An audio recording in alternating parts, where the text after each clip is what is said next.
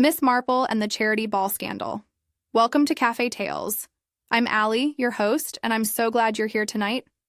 Isn't it wonderful how these mysteries bring us together from all around the world? Share in the comments where you're listening from. I always enjoy reading them. Don't forget to subscribe as we post new Miss Marple stories every single day. Now pour yourself a warm cup of tea or coffee, get comfortable, and let's step into tonight's mystery. Chapter 1. Invitations and Orchids. The December wind rattled the windows of Gossington Hall with a persistence that made Mrs. Bantry glance up from her correspondence with mild irritation. She was seated at her escritoire in the morning room, surrounded by the pleasant debris of charitable organization, lists of names, sample menus, and a small mountain of cream-colored invitations that bore the elegant script announcing the children's Hospital Charity Ball. "Arthur," she called to her husband, who was warming himself by the fire with the Times, "do you think the weather will hold for Saturday evening? I simply cannot bear the thought of our guests arriving bedraggled." Colonel Bantry lowered his newspaper with the measured deliberation of a man who had learned over 30 years of marriage to gauge the precise degree of anxiety in his wife's voice. This morning he detected only the usual pre-party flutter. Nothing approaching genuine distress. "My dear Dolly," he said in his comfortable way, "it's only Tuesday. The weather has time to sort itself out. Besides, you know perfectly well that half the county would wade through a bog to attend one of your charity doings." Mrs. Bantry, who had been christened Dorothy but had answered to Dolly since her nursery days, was not entirely comforted by this assurance. She was a woman who took her social responsibilities seriously, and the children's hospital ball had become, over the years, one of the most anticipated events of the winter season. The fact that she had forbidden any surprises this year made her doubly anxious that everything should proceed without the slightest hitch. "I do hope Mr. Trent understands about the music," she murmured, returning to her lists. "Nothing too modern, nothing too loud. The vicar's wife has such delicate nerves." And Lady Cleaton specifically requested waltzes. Aubrey Trent, the fashionable band leader and dancing master whom Dolly had engaged for the evening, had come highly recommended from London. He was a tall, elegant man in his early 40s, with prematurely silver hair and the kind of assured manner that suggested he was equally at home in a Mayfair ballroom or a country drawing room. When he had called to discuss arrangements the previous week, he had been perfectly charming and entirely professional. "You need have no concerns, Mrs. Bantry," he had assured her in his cultured voice. "I quite understand the tone you wish to achieve, refined, traditional, suitable for all ages. We shall have everyone dancing, from the youngest to the most, seasoned guests." The Morning Post had brought acceptances from nearly everyone on her list, including a particularly gratifying note from Miss Jane Marple of St. Mary Mead, who wrote that she was looking forward enormously to the evening and to seeing dear Gossington Hall dressed in its winter finery. Dolly had known Miss Marple for several years now, ever since that unfortunate business with the body in the library, and had grown genuinely fond of the elderly spinster's gentle observations and shrewd insights. A knock at the morning-room door interrupted her pleasant reverie. Laura, the butler, entered with his usual discretion. "Mrs. Hartley has arrived, madam, with her assistant." "Oh, excellent. Do show her in, Laura." Lily Hartley swept into the room with the brisk confidence of a woman accustomed to transforming ordinary spaces into magical settings. She was perhaps 35, with dark hair severely pinned and intelligent brown eyes that seemed to catalogue every detail of a room within moments of entering it. Her reputation as an event decorator had spread throughout the county, and Dolly considered herself fortunate to have secured her services. "Mrs. Bantry," Lily said, stripping off her gloves with businesslike efficiency, "I've just walked through the ballroom and the adjoining spaces. The proportions are absolutely perfect for what we have in mind. The winter theme will work beautifully with the natural architecture." She opened a leather portfolio and spread several sketches across Dolly's desk. White orchids and silver branches for the entrance hall, with soft lighting to create shadows. In the ballroom itself, I propose garlands of evergreen and white ribbon. Nothing too elaborate, you understand, but enough to suggest a winter wonderland. And I have a wonderful idea for the musician's balcony. Dolly examined the sketches with growing pleasure. Lily had captured exactly the atmosphere she had hoped to achieve. Elegant, festive, but not ostentatious. "It looks perfectly lovely," she said. "But what did you mean about the musician's balcony? I do hope you're not planning anything too theatrical. I've been quite firm with everyone that there should be no surprises this year." Something flickered in Lily's eyes. Amusement, perhaps, or mild mischief. "Oh, nothing theatrical at all, Mrs. Bantry. Simply a tasteful lantern interlude. During one of the waltzes, a few projected snowflakes on the ceiling, perhaps, to complement the winter theme. Purely decorative, I assure you." Before Dolly could respond, there was another knock at the door. This time it was a young man with a camera case slung over his shoulder and an air of barely contained energy about him. He was perhaps 28, with unruly brown hair and quick, observant eyes that took in the room, its occupants, and the sketches on the desk in a single sweeping glance. "Crispin Yo," he announced, setting down his case with a flourish. "Itinerant photographer, and when occasion demands, operator of magic lanterns and similar optical entertainments. Mrs. Hartley engaged me to capture your evening in images that will, I hope, do justice to what promises to be a most memorable event." Lily Hartley's lips curved in a slight smile. "Mr. Yo comes with excellent references, Mrs. Bantry. He has quite a gift for creating atmospheric effects with his equipment." Dolly found herself warming to the young man's enthusiasm, despite her reservations about effects of any kind. "Well, as long as everyone understands that this is to be a dignified charity event, not a music hall performance." "Absolutely, madam," Yo said, his grin suggesting that his definition of dignity might be somewhat more flexible than hers. "Though I do hope you'll allow me to document the evening properly. Some of my best work has been done in settings exactly like this, where tradition and a touch of the unexpected come together to create something truly special." As the morning wore on, other members of the evening's cast began to arrive. Mabel Finch, the village stationer who had volunteered to handle the raffle ticket sales, appeared with her careful ledgers and her determination to account for every penny. Dr. Haydock stopped by to discuss the seating arrangements for the elderly guests, and the Reverend and Mrs. Clement called to confirm the opening blessing. Bides.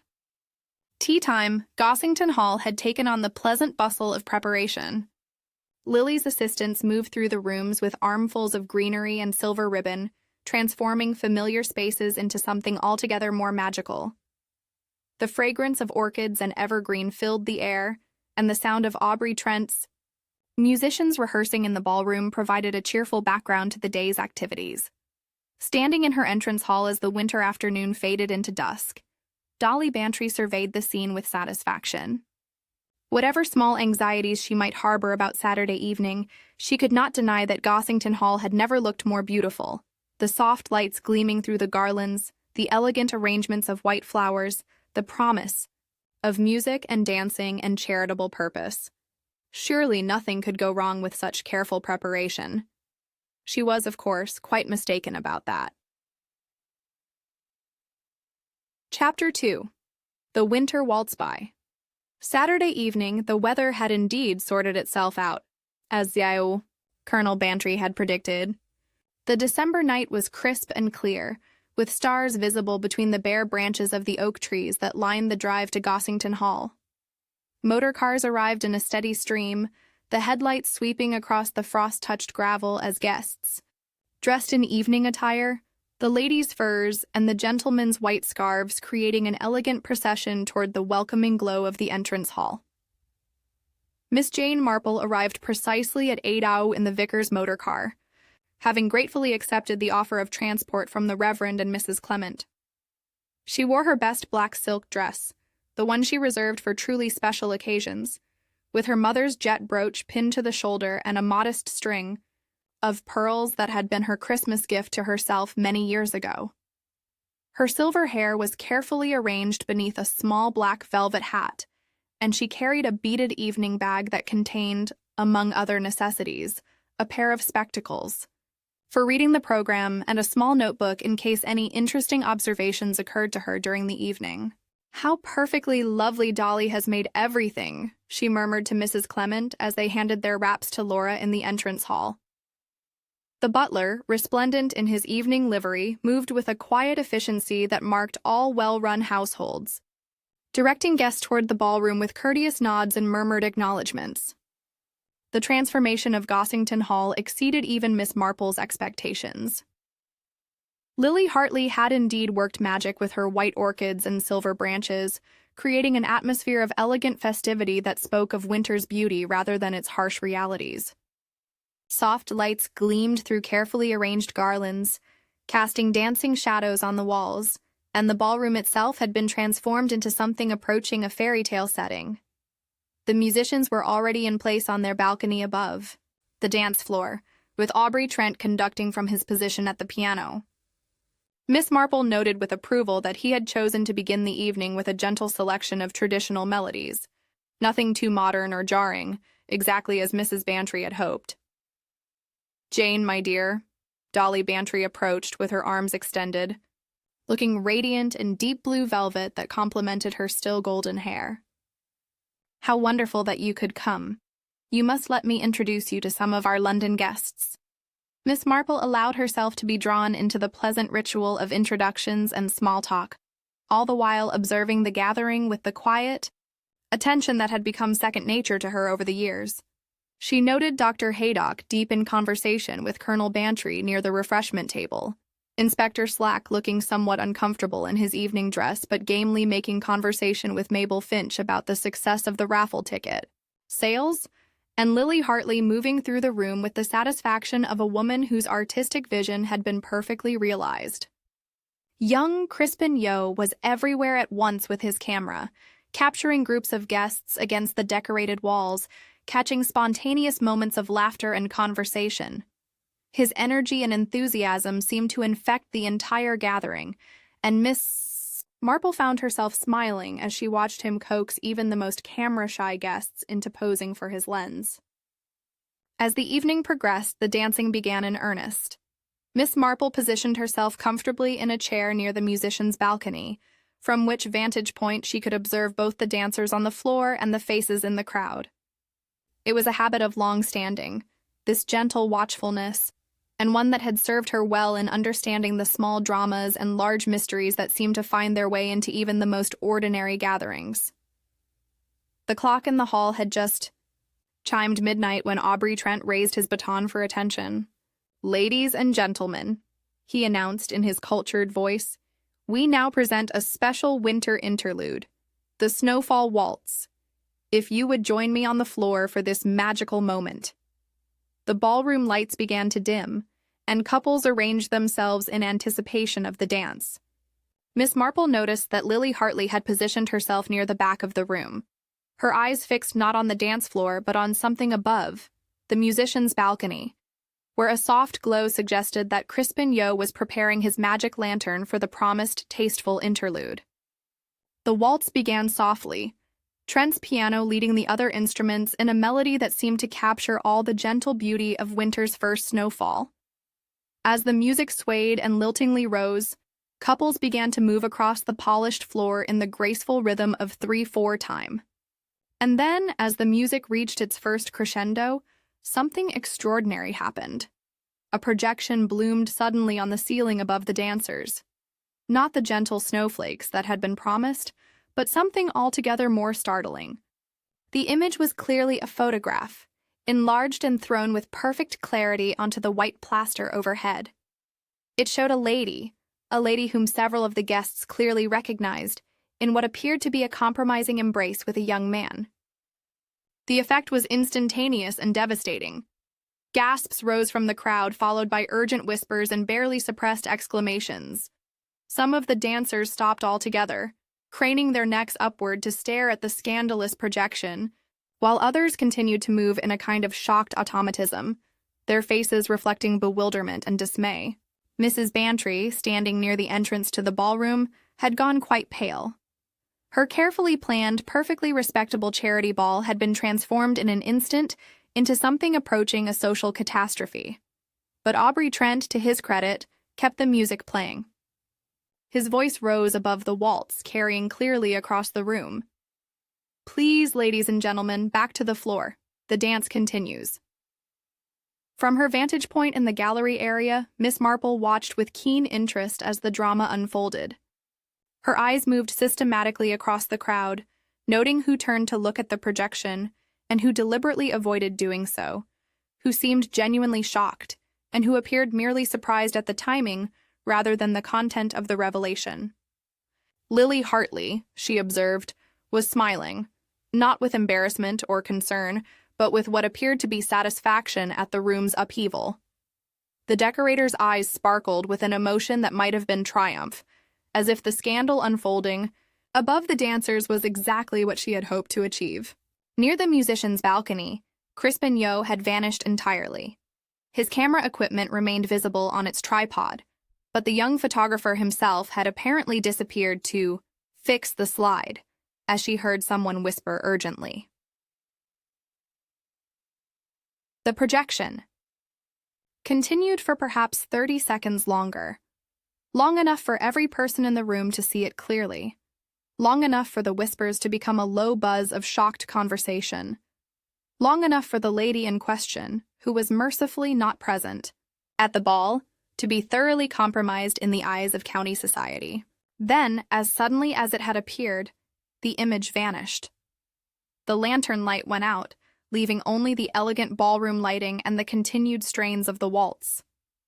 Gradually, uncertainly, the dancing resumed, though the atmosphere had been irrevocably changed.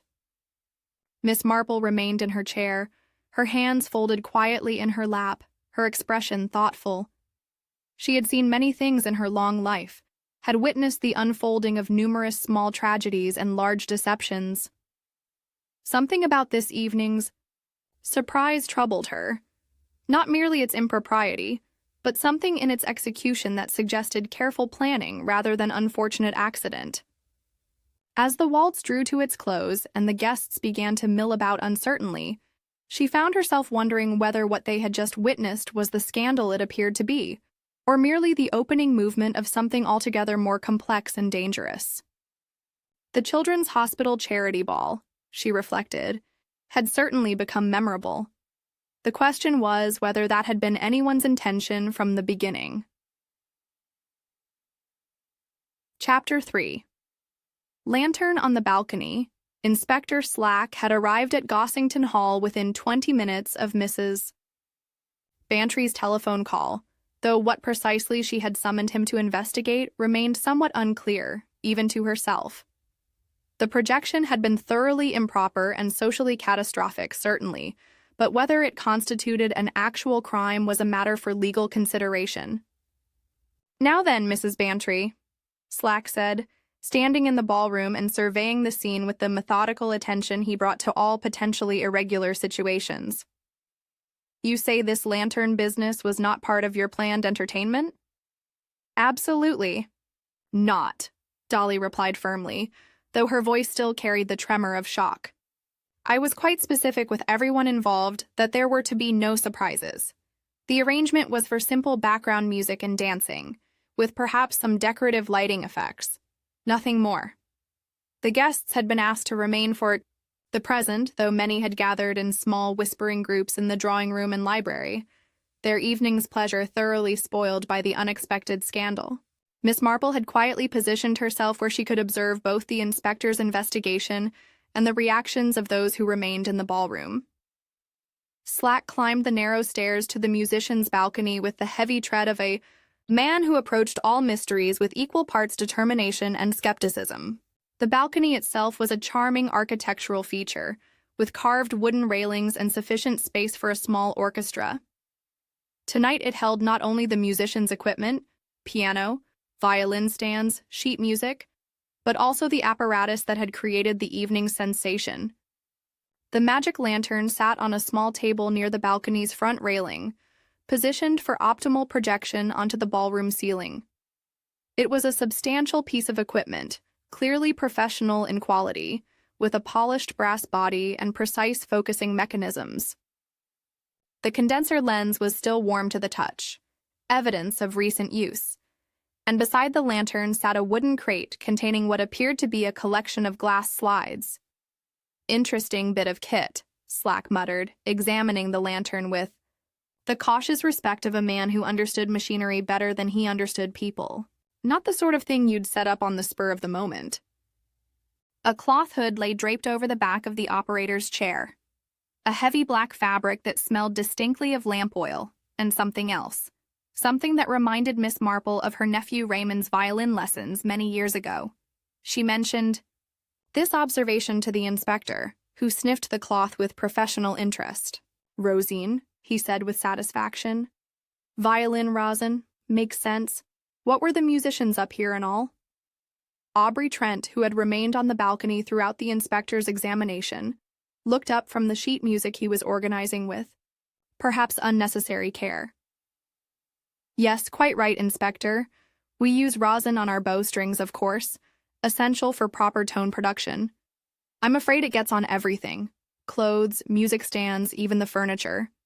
Miss Marple moved close to examine Trent's score for the waltz that had provided the musical backdrop for the evening's scandal. The music was professionally copied in a clear, elegant hand, but what caught her attention were the pencil notations. In the margins, "Dim snow," and most tellingly, "Lan."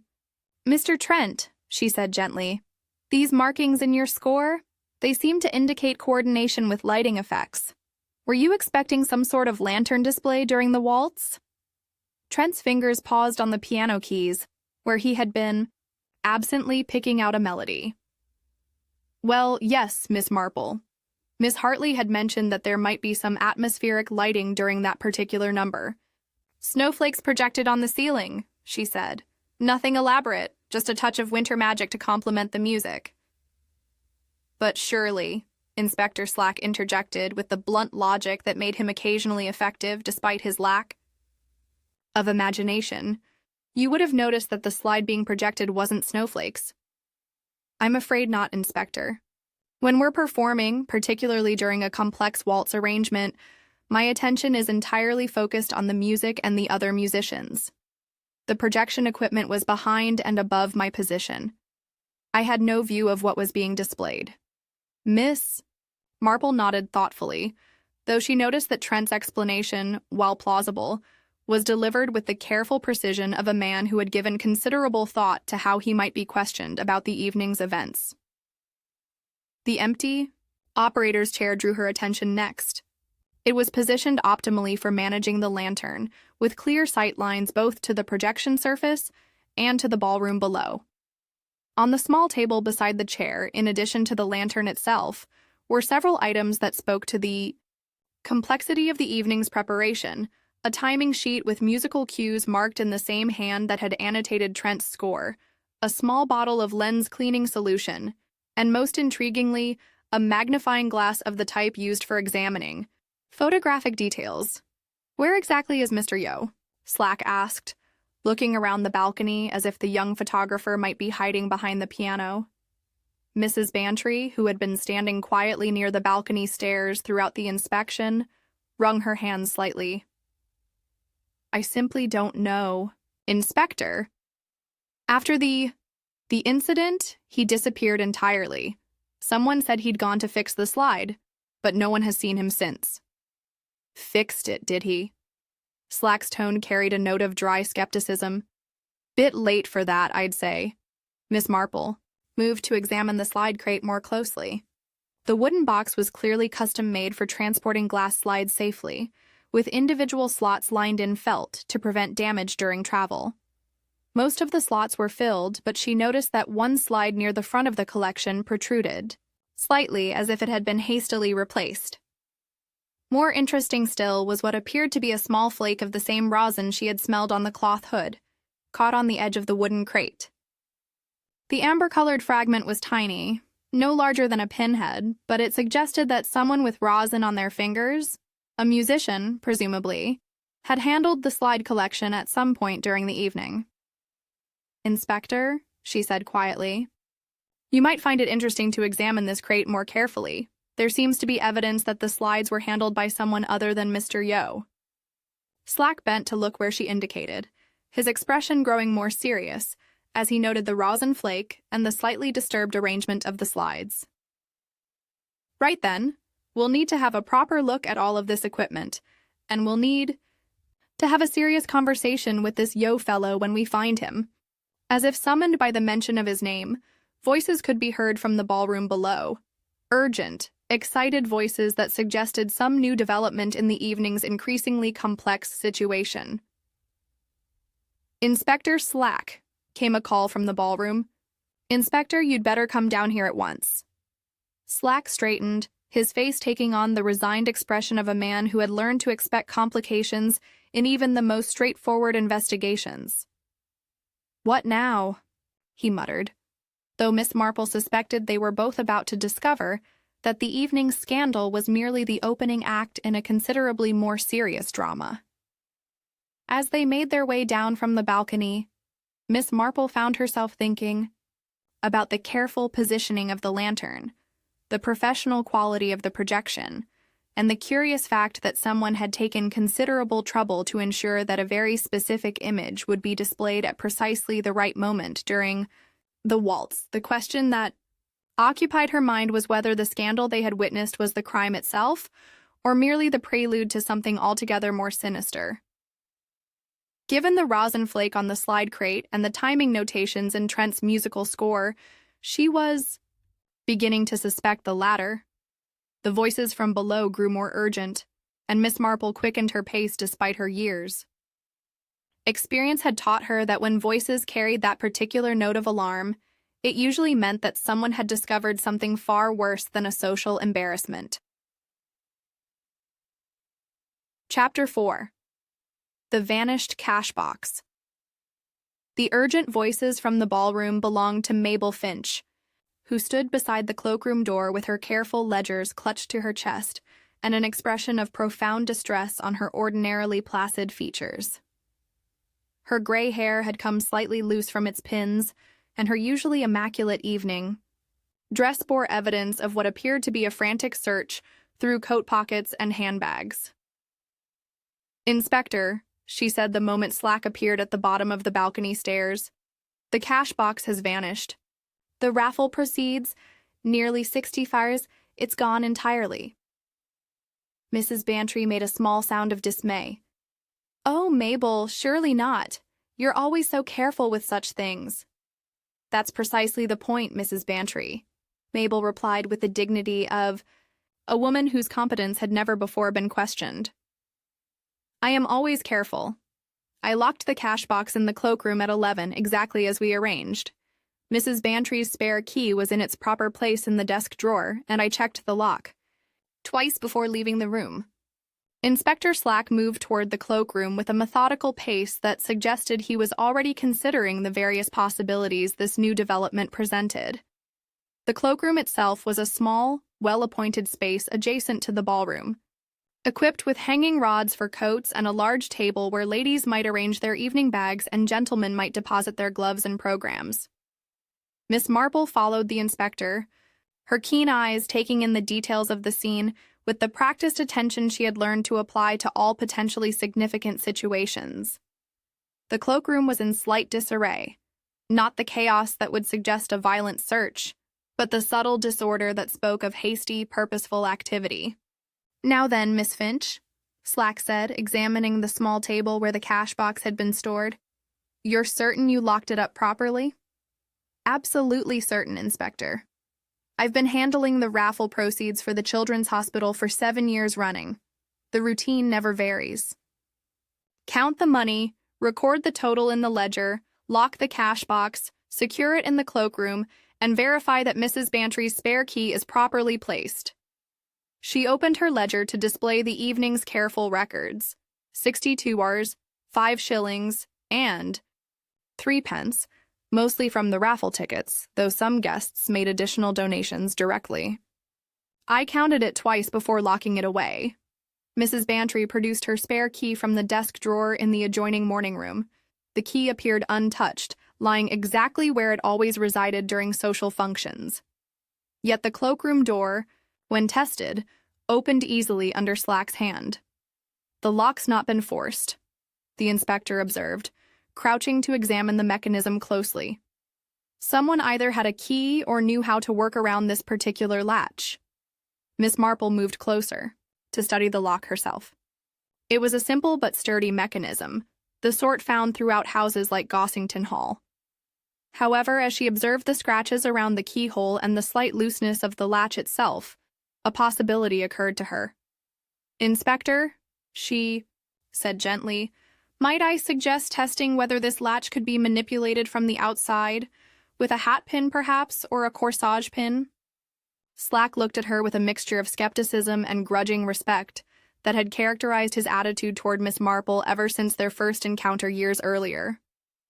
Nevertheless, he produced a pocket knife and experimented with the latch mechanism. After a few moments of careful manipulation, the lock yielded with a soft click. "Well, I'll be damned," he muttered, then immediately colored at having used such language in the presence of ladies. "Begging your pardon, but you're quite right. Miss Marple, someone with the right sort of tool could have worked this latch from the outside without much difficulty.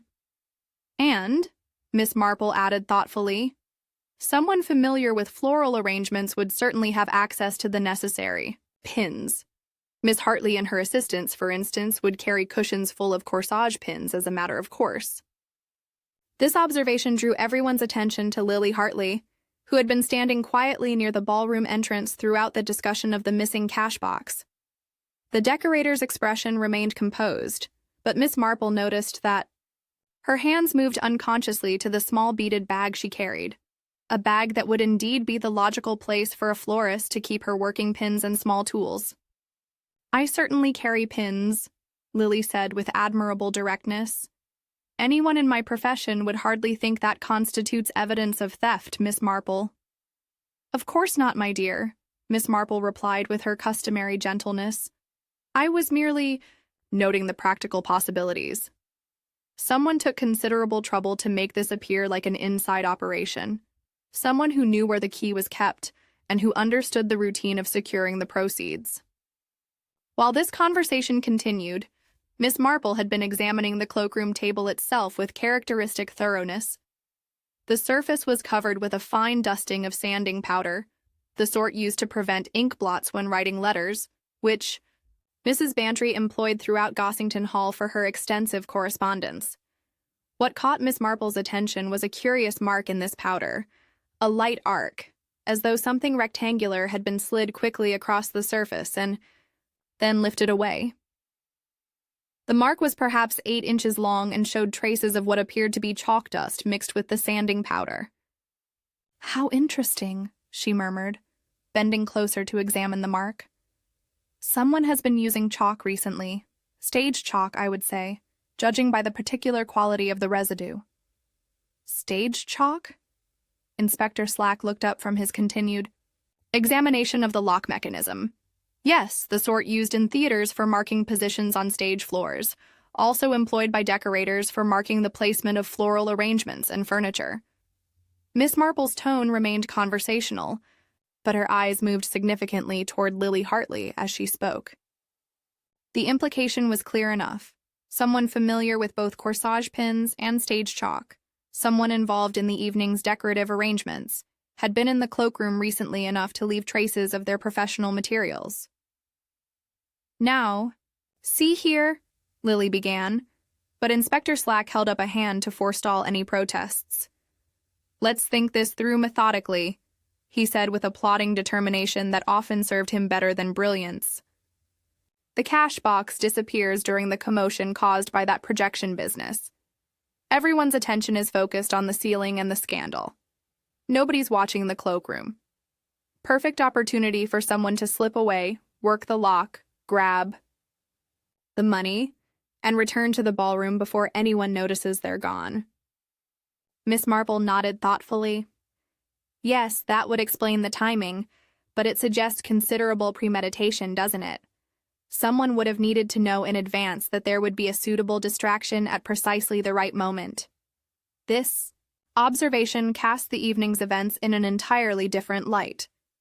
The scandalous projection, which had seemed like an unfortunate accident or perhaps a malicious prank, began to look more and more like a carefully orchestrated diversion designed to facilitate the theft of the charity proceeds. "You're suggesting," Mrs. Bantry said slowly, "that the lantern business and the missing money are connected." "It would be quite a coincidence if they weren't," Miss Marple replied. "The question is whether we're dealing with one person orchestrating both crimes or two separate individuals who happen to choose the same evening for their respective activities." As if in response to her words, a new commotion arose from somewhere deeper in the house, voices calling urgently from the direction of the conservatory. Inspector Slack straightened with the weary resignation of a man who had learned that complications in criminal matters tended to multiply rather than resolve themselves. "What now?" he muttered, though Miss Marple suspected they were about to discover that the evening's troubles had only begun. The missing cash box, troubling as it was, might prove to be the least of their concerns before the night was through. The voices from the conservatory grew more urgent, carrying a note that suggested something far more serious than theft had been discovered among the palms and orchids of Mrs. Bantry's winter garden. Chapter 5. Satin in the Palms. The conservatory at Gossington Hall had always been Mrs. Bantry's particular pride, a graceful glass-walled extension where she cultivated exotic plants that would never survive the rigors of an English winter. Tonight, the space had been transformed, by Lily Hartley's decorative touches, into an extension of the ballroom's winter wonderland theme, with strategically placed lights casting dramatic shadows among the palms and creating an atmosphere of tropical mystery that contrasted beautifully with the frost visible on the windows. It was Laura who had made the discovery, having ventured into the conservatory to retrieve a champagne bottle that had been placed there earlier to chill in the December air. The butler's usually composed demeanor had entirely deserted him, and his voice carried a tremor of shock as he called for Inspector Slack. "Sir, you must come at once. That is to say, I'm afraid something terrible has happened." The group that had been examining the cloakroom, Inspector Slack, Miss Marple, Mrs. Bantry, and the others, moved quickly toward the conservatory, though Miss Marple noted that Lily Hartley hung back slightly, as if reluctant to witness whatever discovery awaited them. What they found among the carefully arranged palms was the still form of Crispin Yo, the young photographer who had vanished so mysteriously after the scandalous projection. He lay behind a particularly large palm frond, partially concealed from casual view, his camera equipment scattered nearby, and his usually animated features now fixed in the pale stillness of death. Around his neck, drawn tight with precision that spoke of deliberate intent rather than passionate struggle, was a length of white satin ribbon, the sort used in the evening's decorations to create elegant bows and graceful swags throughout the ballroom and adjoining rooms. Mrs. Bantry made a small choked sound and turned away, leaning heavily on Colonel Bantry's supporting arm. Dr. Haydock, who had been among the guests and had followed the group to the conservatory, immediately knelt beside the body with the professional detachment that years of medical practice had ingrained in him. "Dead for some time, I should say," he announced quietly, his fingers checking for any sign of life, though the evidence of his eyes had already told him what he would find. The ligature was applied with considerable force and skill. Death would have been swift. Inspector Slack examined the scene with grim thoroughness, noting the position of the body, the arrangement of the nearby furniture, and the curious lack of any signs of struggle, beyond a single overturned bucket that had apparently contained the artificial snow used in the evening's decorations. "Whoever did this knew what they were about," he observed, studying the knot that secured the ribbon around the victim's neck. "That's not the sort of knot you tie in a panic. It's neat, efficient, and tied left-handed, I'd say, judging by the way the loops fall." Miss Marple moved closer to examine poor Mr. Yo's clothing, though she was careful not to disturb anything that might prove significant to the inspector's investigation. In the young man's jacket pocket, she could see the outline of what appeared to be a folded piece of paper, and protruding slightly from another pocket was the corner of what looked like a broken piece of glass. "Inspector," she said gently, "I believe Mr. Yo may have been carrying something that might explain his presence here in the conservatory." With careful precision, Slack extracted the paper from the dead man's pocket. It proved to be a hastily written note in block capitals, $50 by dawn, or the whole county will know. The piece of glass, when carefully removed, revealed itself to be a fragment of a photographic slide, the same type used in the magic lantern, that had created the evening's scandal. The image was partially visible despite the crack that ran across its surface, showing what appeared to be the same compromising photograph that had been projected onto the ballroom ceiling. "Blackmail," Inspector Slack said, with the satisfaction of a man who had seen such things before and understood their implications. "Young Yo was trying to squeeze money out of someone, using that photograph as leverage," Dr. Haydock continued. His examination of the victim, noting the curious fact that the satin ribbon appeared to have been stiffened with some sort of varnish or shellac, making it more effective as a ligature than ordinary decorative ribbon would have been. The end of the ribbon bore traces of this treatment, giving it an almost rope-like quality that would have made it far more suitable for the murderer's purpose. "Interesting," he murmured, showing the treated ribbon end to Inspector Slack. "Someone took considerable trouble to prepare this particular murder weapon. The shellac makes the fabric much stronger and more manageable for creating a tight ligature." Miss Marple examined the area around the body more carefully, noting the positioning of the scattered camera equipment and the overturned snow bucket. The artificial snow, tiny fragments of paper and mica that had created such a lovely effect during the waltz, lay scattered across the conservatory floor, suggesting that the bucket had been kicked during the final moments of the encounter. "How curious," she observed, kneeling carefully beside the overturned container. "The snow appears to have been disturbed quite recently, after it had settled from the evening's earlier use. Someone was here in the conservatory while the waltz was being performed in the ballroom." The timing implications of this observation were significant. If the murder had taken place during the waltz, during the very period when everyone's attention was focused on the scandalous projection, it would have provided perfect cover for the killer to accomplish their purpose without detection. So, we have blackmail, murder, and timing that suggests the killer used the projection as cover for their crime, Inspector Slack summarized with grim satisfaction. "The question is, who was being blackmailed, and who had access to the ribbon that was used as the murder weapon?" Lily Hartley, who had been standing quietly at the edge of the group, spoke for the first time since the body had been discovered. "The satin ribbon comes from my decorative supplies, Inspector. We used it throughout the evening for creating bows and swags. Any number of people had access to it." "And the shellac treatment?" Miss Marple asked gently. "That would be standard practice for any decorator worth their salt," Lily replied, though her voice carried a slight tremor that had not been present earlier. "We often treat ribbon with shellac or starch to help it hold its shape better in all arrangements. It's particularly useful for creating bows that need to maintain their form throughout a long evening." Miss Marple nodded thoughtfully, though she noticed that Lily's explanation, while technically accurate, had the careful quality of someone who had given considerable thought to how such questions might be answered. As the investigation continued, one fact became increasingly clear. The murder of Crispin Yo had been planned with the same meticulous attention to detail that had characterized the evening's other crimes. The killer had prepared their weapon in advance, chosen their timing to coincide with the maximum distraction, and selected a location that provided both privacy and a plausible reason for their presence. The question that remained was whether they were dealing with one supremely organized criminal, or several individuals whose separate schemes had become fatally entangled in the course of a single catastrophic evening. Chapter 6. 4 Gloves.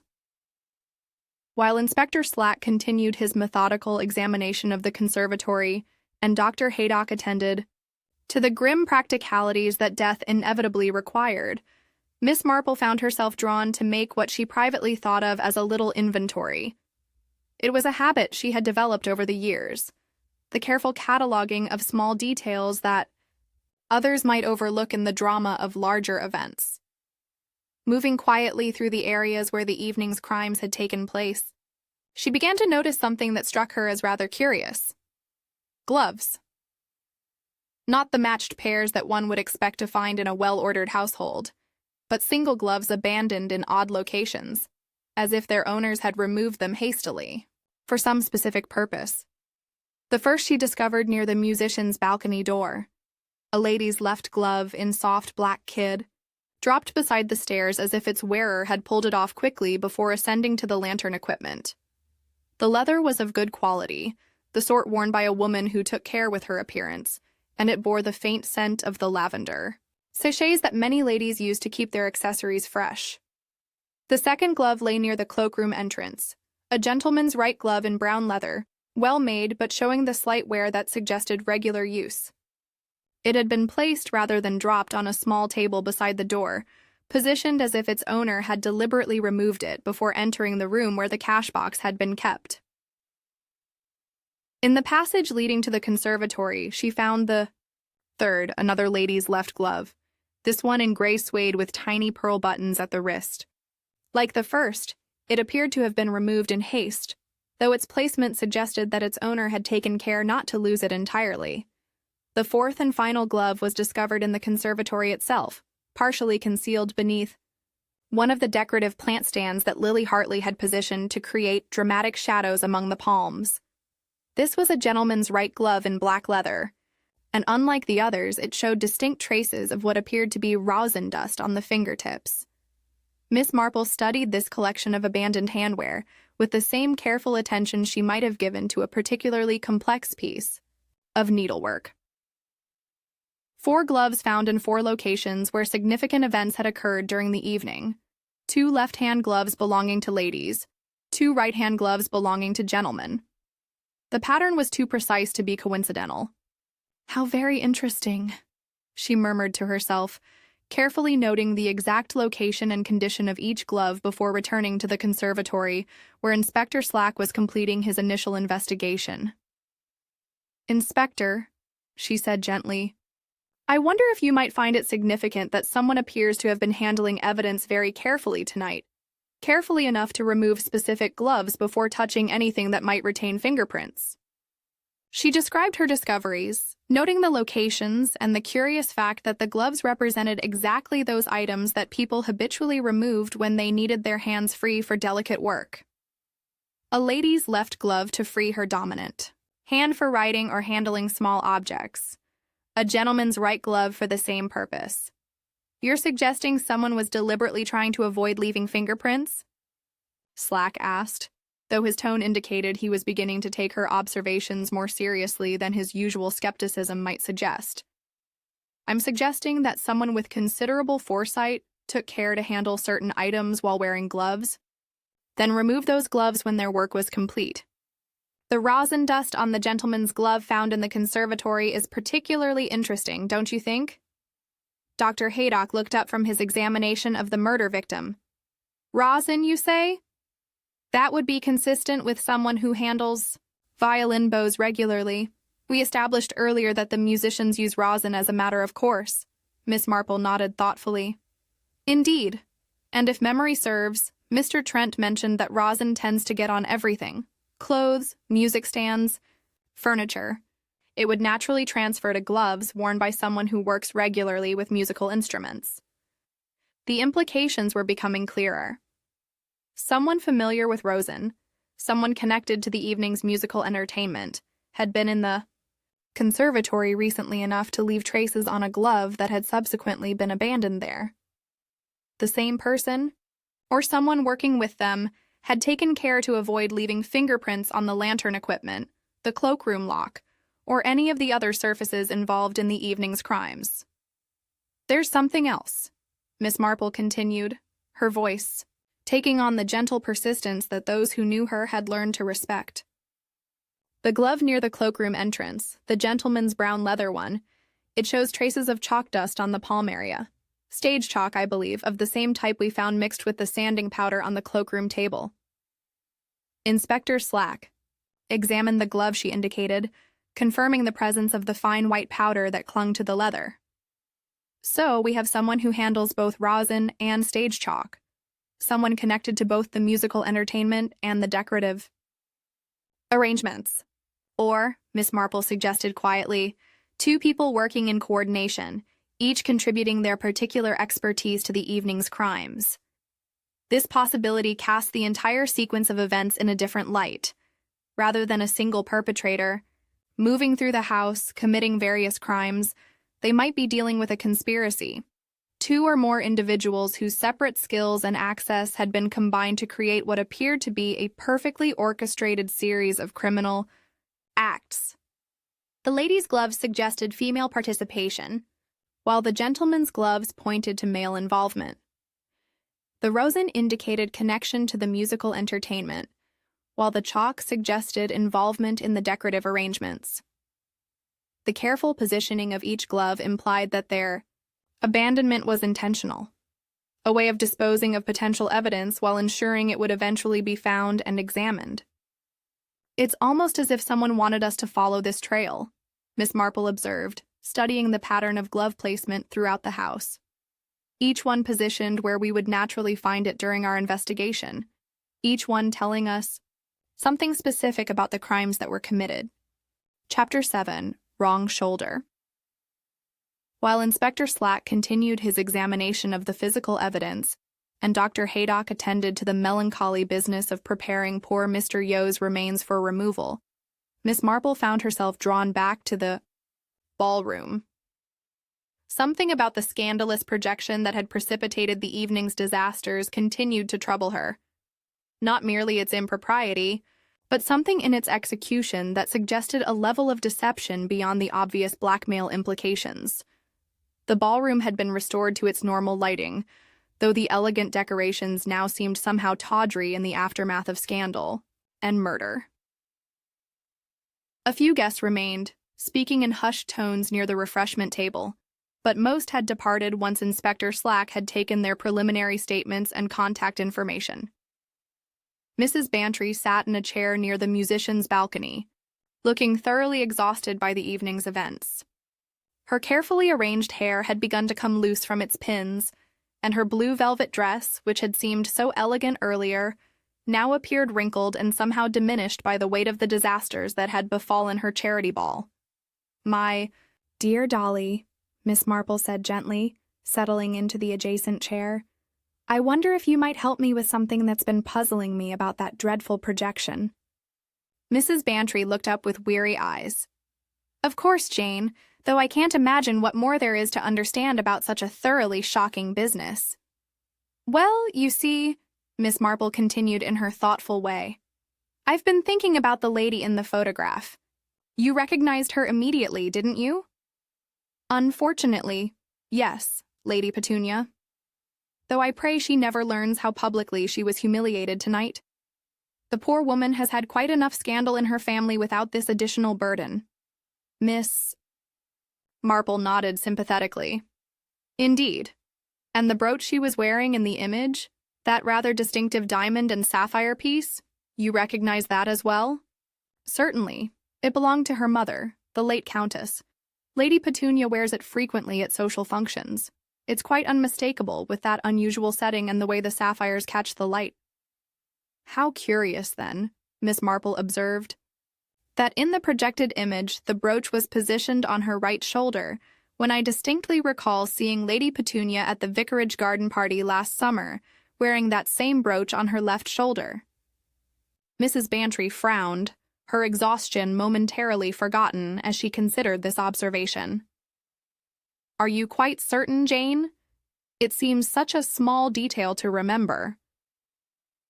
"Oh, I'm quite certain. You see, I particularly noticed it because Lady Petunia was wearing a dress very similar to one I had been considering for myself, and I was studying how the brooch complemented the neckline. She wore it pinned to her left shoulder, exactly as one would expect for a right-handed person fastening her own jewelry. Miss Marple rose and moved toward the dining room, where she had recalled seeing something that might prove illuminating. Mrs. Bantry followed, curiosity overcoming her weariness. In the dining room, displayed among the other formal portraits that graced the walls of Gossington Hall, hung a cabinet photograph of Lady Petunia taken at some official function the previous year. The image showed her in an evening dress wearing the distinctive diamond and sapphire brooch pinned precisely to her left shoulder. "There," Miss Marple said with quiet satisfaction. "Exactly as I remembered. The brooch is positioned on her left shoulder, which is the natural placement for someone fastening it themselves." Mrs. Bantry studied both the portrait and her recollection of the evening's scandalous projection. "You're suggesting that the projected image was somehow altered." "More than altered, my dear. I believe it was reversed, a common technique in photographic development, though one that requires considerable skill to execute convincingly. The entire image was presented as a mirror reflection of the original photograph. The implications of this discovery were significant. If the projected image had been deliberately reversed, it suggested a level of technical sophistication that went far beyond simple blackmail. Someone had taken considerable trouble to create what appeared to be a compromising photograph from what might have been an entirely innocent original. "But why would anyone go to such elaborate lengths?" Mrs. Bantry asked, though even as she spoke, the answer began to suggest itself. To create scandal where none existed, perhaps, or to provide cover for other activities that required everyone's attention to be focused elsewhere. Miss Marple's tone was gentle, but her eyes held the sharp intelligence that had served her so well in previous mysteries. They returned to the ballroom, where Miss Marple continued her careful examination of the evening's events. The timing of the projection, the technical skill required to create the reversed image, the coordination with the musical cues, all suggested a level of planning that extended far beyond simple opportunistic crime. "There's something else that troubles me about the photograph," she continued, settling once more in her chair beside Mrs. Bantry.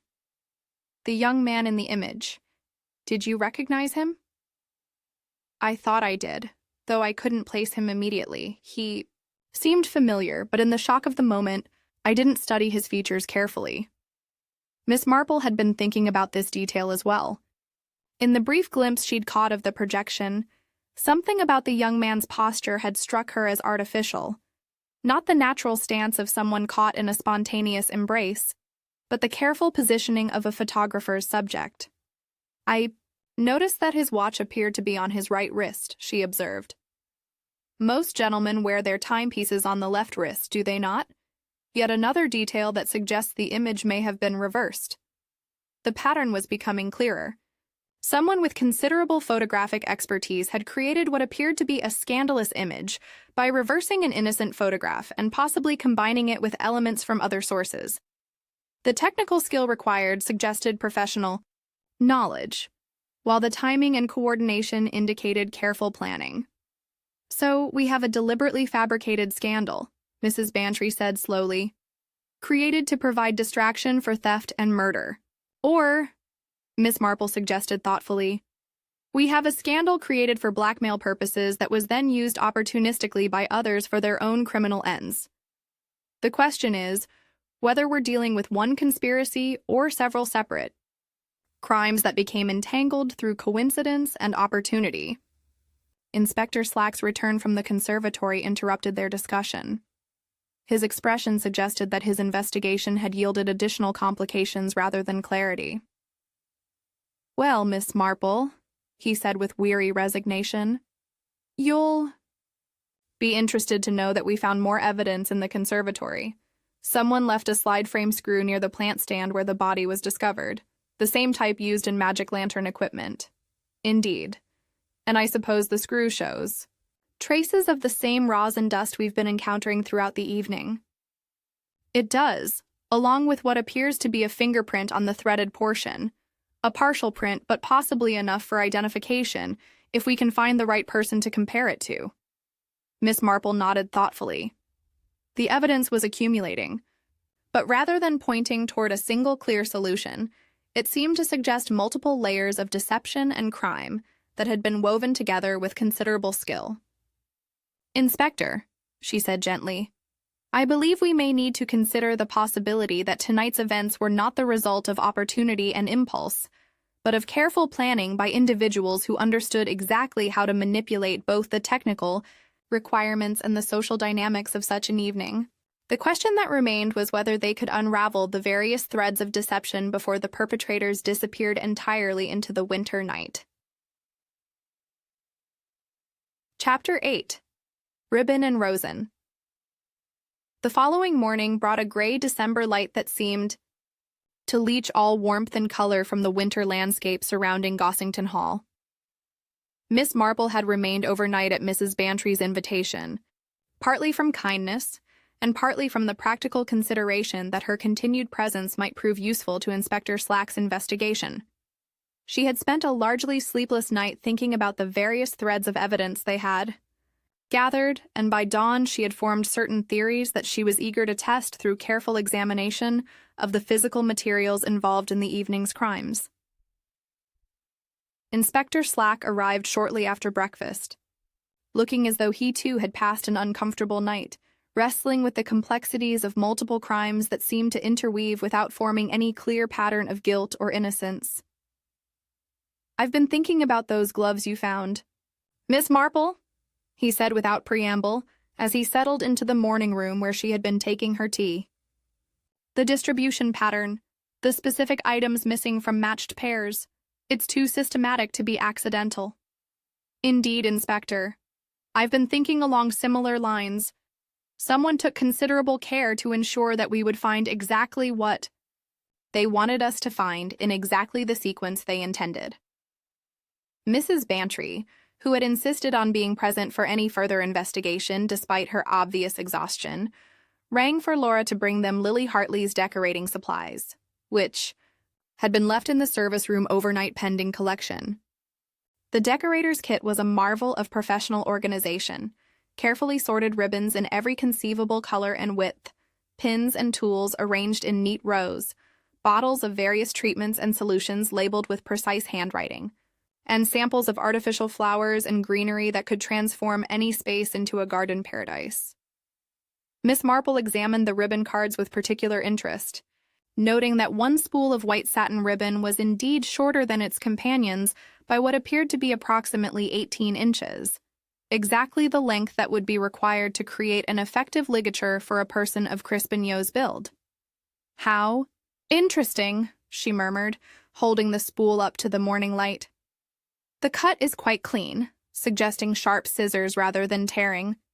Someone removed this length with considerable deliberation." Near the ribbon card, she found a small jar of shellac, its contents partially used, and the brush showing recent cleaning. The pungent odor of the solution confirmed that it was indeed the substance used to stiffen decorative materials, exactly as Lily Hartley had explained the previous evening. "Inspector," Miss Marple said quietly, "I wonder if you might ask Miss Hartley to explain exactly when and why she found it necessary to treat ribbon with shellac during yesterday's preparations." When Lily Hartley was summoned to provide this explanation, she appeared somewhat less composed than she had the previous evening. Her usually immaculate appearance showed signs of strain, and her hands moved nervously as she spoke. "The shellac treatment is standard practice for creating bows that need to maintain their shape throughout a long event," she said. Her voice carried a slight defensiveness that had not been present before. "I treated several lengths of ribbon yesterday afternoon, to ensure they would hold their form properly during the ball." "I see. And the missing length from this particular spool, might that have been one of the pieces you treated for bow making?" "Yes, certainly. I used it to mend a wreath bow that had become damaged during transport. The original ribbon had become frayed, and I replaced it with a fresh length." Miss Marple nodded thoughtfully, though she had already noted that all the wreaths and decorative arrangements in the house appeared to be in perfect condition, with no signs of recent repair or replacement. Their attention next turned to Aubrey, Trent's musical equipment, which remained on the musician's balcony exactly as it had been arranged for the previous evening's performance. The piano, music stands, and various accessories of the professional musician's trade were arranged with the neat precision that suggested years of careful practice in setting up quickly and efficiently. On Trent's music stand, Miss Marple discovered what appeared to be a small screw, the same type used in magic lantern slide frames, and identical to the one that had been found in the conservatory near the murder victim's body. The screw was tiny, easily overlooked, but its presence suggested that someone had been handling slide frame equipment while standing at the conductor's position. More significantly, there was a small pinch of rosin powder scattered near the base of the music stand, not the usual dusting that might result from normal bow maintenance, but a concentrated deposit that suggested someone had deliberately applied rosin to their fingers for improved grip. "Mr. Trent," Miss Marple said when the band leader was brought to explain these discoveries, "I wonder if you might demonstrate for us how you typically operate the lighting dimmer controls during a performance." Trent moved to the dimmer mechanism with the fluid ease of long practice, his left thumb settling naturally on the control wheel as he demonstrated the smooth operation that would dim the ballroom lights for a special effect. "Excellent technique," Miss Marple observed. "And I notice you prefer to use your left hand for fine control work.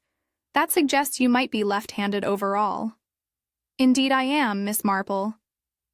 It's actually quite advantageous for a conductor, as it allows for more natural coordination between the baton work and any auxiliary controls that might be required during a performance." She had noticed something else during his demonstration, a faint grease bloom on the dimmer wheel where someone's thumb had rested repeatedly. The mark was positioned exactly where a left-handed person would naturally place their thumb for optimal control, and it showed the kind of wear pattern that suggested frequent use by someone accustomed to working with their left hand. "How curious," she murmured, examining the mark more closely. "This suggests that whoever operated the dimmer during last evening's projection was indeed left-handed, exactly as you are." Dr. Haydock, who had been quietly observing these examinations, added his own professional observations to their growing collection of evidence. The ligature marks on the victim's neck were positioned quite high, suggesting that the murderer stood very close to him, close enough to work from behind while maintaining the precise control necessary for the specific type of knot that was used. "And the knot itself," Miss Marple inquired, "definitely the work of someone left-handed, and someone with considerable experience in creating tight, secure fastenings. The kind of knot a musician might use, actually, similar to the techniques used for securing instrument strings or adjusting tension on bow hair."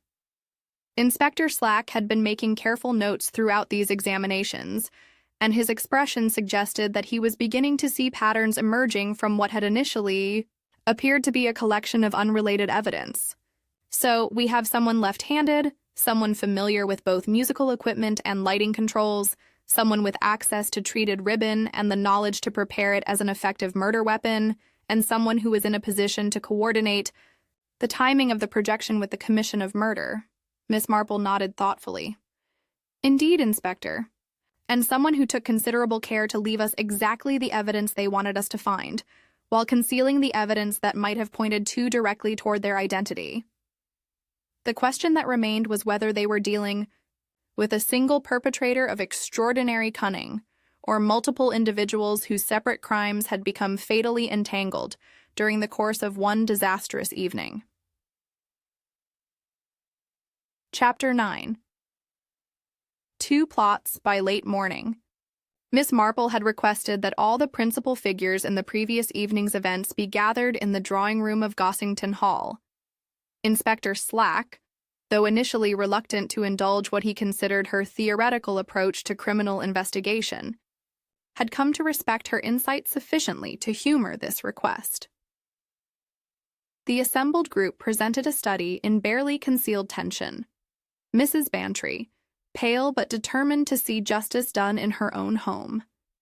Colonel Bantry providing solid support, with his military bearing. Dr. Haydock and the Reverend and Mrs. Clement representing the moral authority of the community. Mabel Finch clutching her ledgers with the fierce protectiveness of someone whose professional competence had been questioned. Lily Hartley, maintaining her composed demeanor despite the mounting evidence of her involvement. And Aubrey Trent, whose elegant appearance could not entirely conceal the nervous energy that seemed to radiate from him.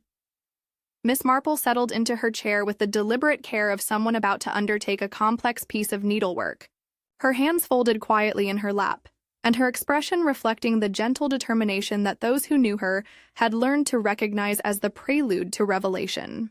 "I find myself in the rather unusual position," she began in her soft conversational tone, "of having to explain not one crime, but several separate crimes that became entangled during the course of last evening's charity ball. It has taken some considerable thought to separate the various threads and understand how they wove together to create such a tragic conclusion." Inspector Slack positioned himself near the fireplace, his notebook ready to record whatever confessions or accusations might emerge from Miss Marple's exposition.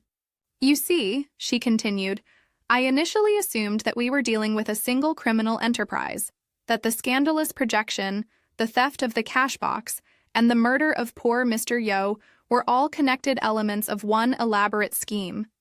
But as I examined the evidence more carefully, I realized that we were actually witnessing the collision of two entirely separate plots, each with its own motives and methods." She turned her attention first to Lily Hartley, whose composure was beginning to show definite signs of strain. "The theft of the charity proceeds was indeed carefully planned, Miss Hartley. But it was planned as exactly that. Theft, not murder. You used your professional knowledge of stage chalk to mark the positions for moving the cash box quickly and silently. Your assistant, for you could not have managed this alone, slid the box along the chalk-dusted table exactly as we found evidence of, then lifted it to shoulder height and passed it under one of your floral arches to the back delivery door." Lily's hands tightened on her beaded bag, but she said nothing. The timing was crucial, of course. You needed a distraction significant enough to draw every eye in the ballroom, ensuring that no one would notice the brief absence of whoever was handling the actual removal of the cash box. The scandalous projection provided exactly the cover you required. But you didn't create that projection, did you? Miss Marple's gentle gaze moved to include both Lily Hartley and Aubrey Trent in her observation. "The projection was a separate enterprise entirely, wasn't it, Mr. Trent? You and Mr. Yo had discovered, or perhaps created through photographic manipulation, what appeared to be compromising evidence about a prominent member of county society. Your plan was blackmail, pure and simple. The demand note for $50 that was found in Mr. Yo's pocket confirms this." Trent's face had gone quite pale, but his musician's training allowed him to maintain his composure even under such direct accusation. "The projection itself was technically quite sophisticated," Miss Marple continued. "A reversed photograph, carefully prepared to create maximum scandal and social disruption.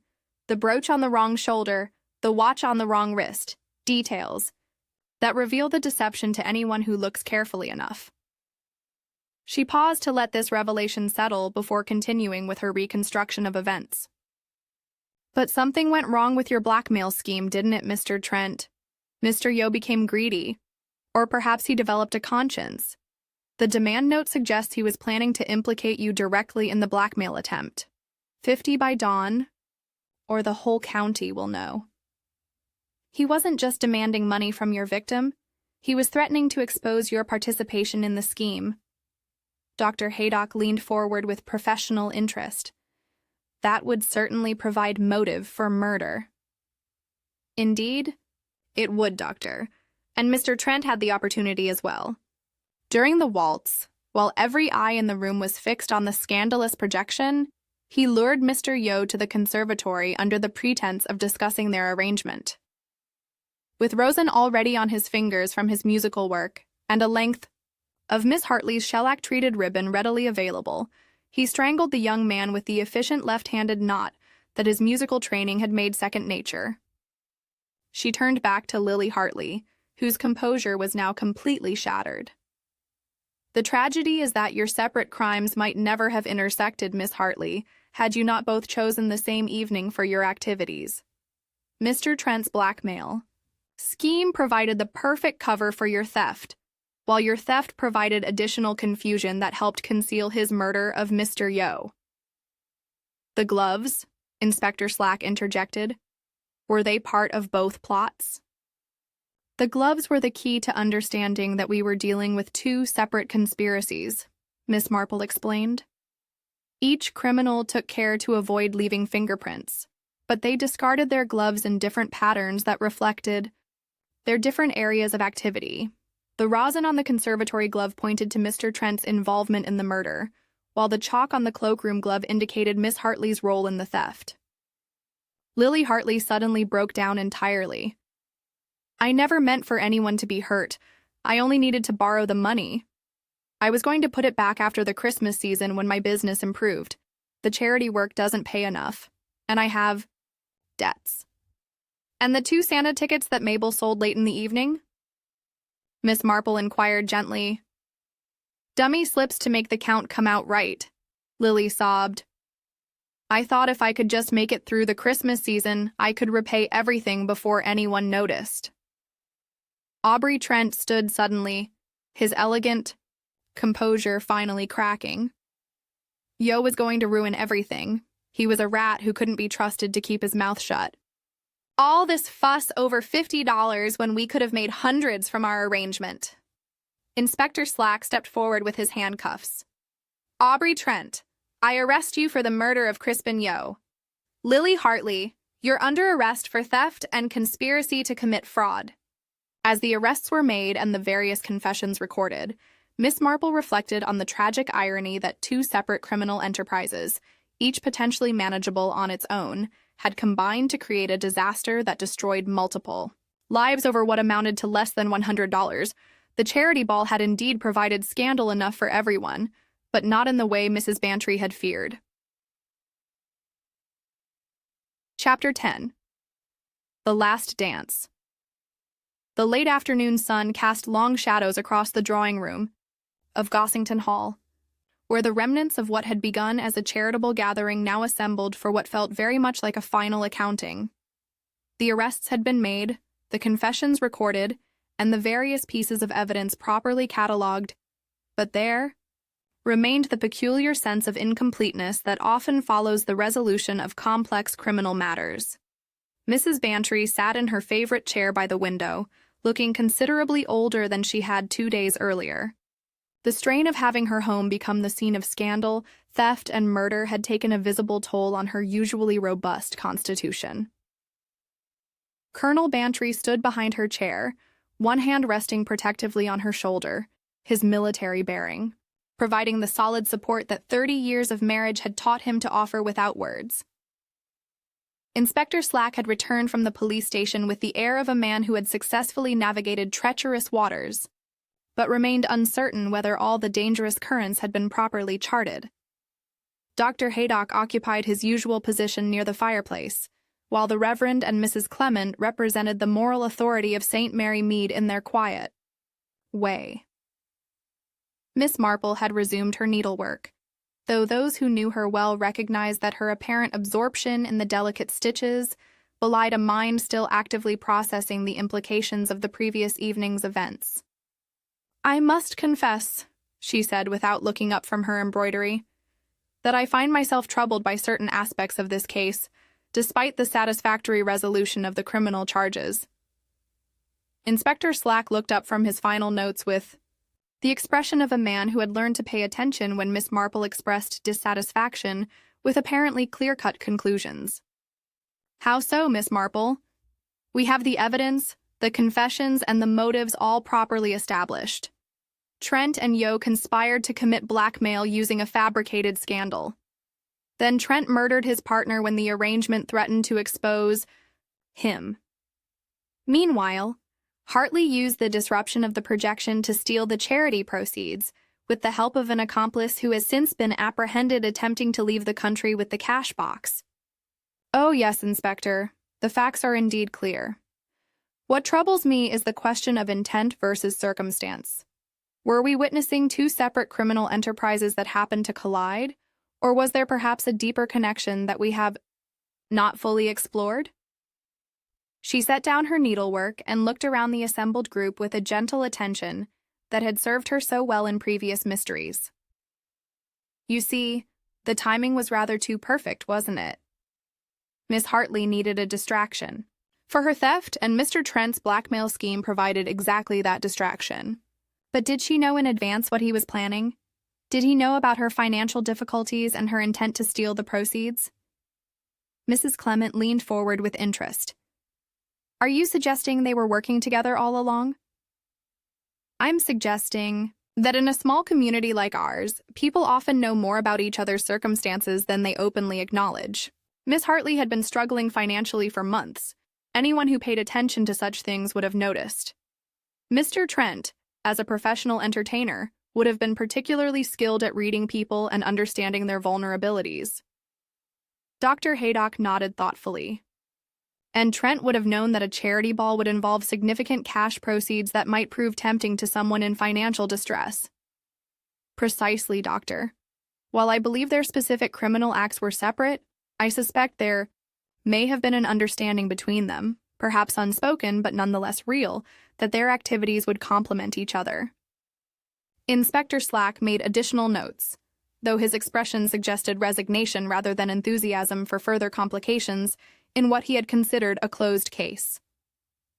The tragedy, Miss Marple continued, is that both crimes might have succeeded if greed and fear had not intervened. Miss Hartley's theft was actually quite well planned. She might indeed have been able to borrow the money and return it after the Christmas season, as she claimed. And Mr. Trent's blackmail scheme might have provided a steady income, if he had been content with modest demands rather than pushing for larger sums. She picked up her needlework again, her fingers moving with the automatic precision that years of practice had made second nature. But Mr. Yo's decision to demand $50 immediately, combined with his threat to expose Mr. Trent's involvement, transformed what might have been manageable criminal enterprises into a situation that could only end in violence. Mrs. Bantry stirred in her chair, speaking for the first time since the afternoon's discussions had begun. And now we have a young man dead, 2 people facing serious criminal charges, and the charity has lost not only its proceeds but also its reputation in the community. Indeed, my dear Dolly, Miss Marple replied gently, though I suspect the community's memory of scandal fades more quickly than we sometimes imagine. The Children's Hospital will continue to need support, and there will be other charity balls. Colonel, Bantry cleared his throat with a deliberate sound that his wife had learned to recognize as the prelude to one of his practical observations.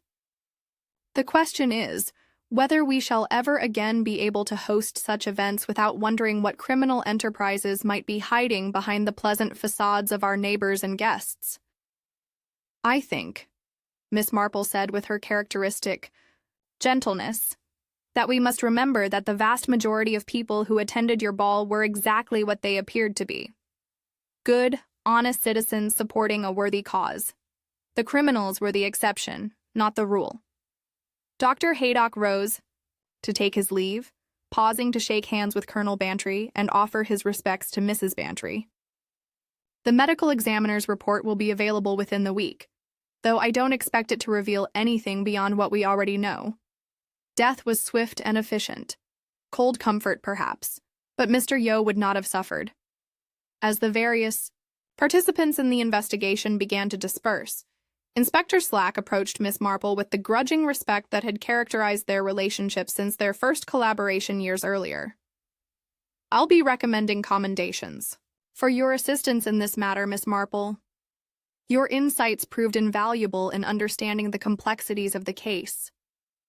You're very kind, Inspector, though I fear my role was simply to notice details that others might have overlooked in the drama of more obvious events.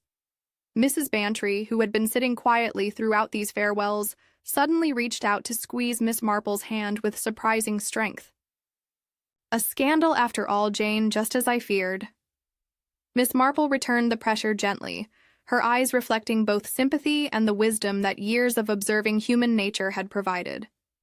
Oh yes, my dear Dolly, but true scandals seldom begin with brooches moving shoulders. Only lanterns do.